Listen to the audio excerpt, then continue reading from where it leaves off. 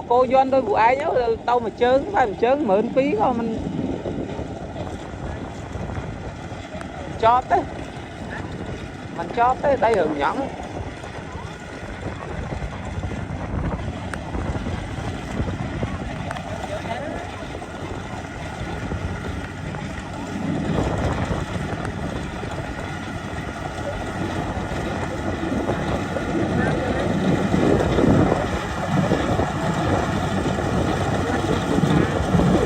đây hưởng nhẫn đấy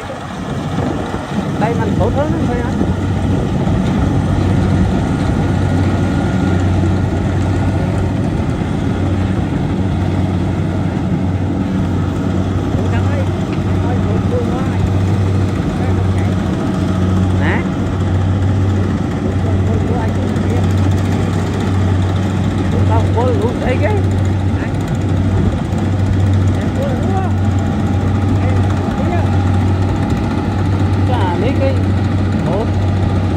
cái chỗนู้đấy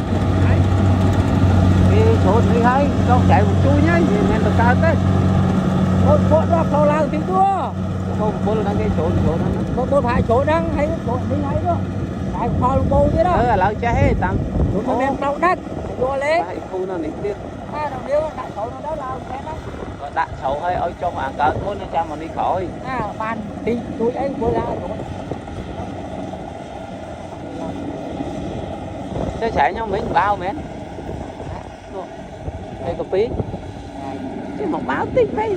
chạy bắt lấy chạy phá mũi á bán sổ một báo nó là phải cố là lớp lứa không bao luôn làm báo chứ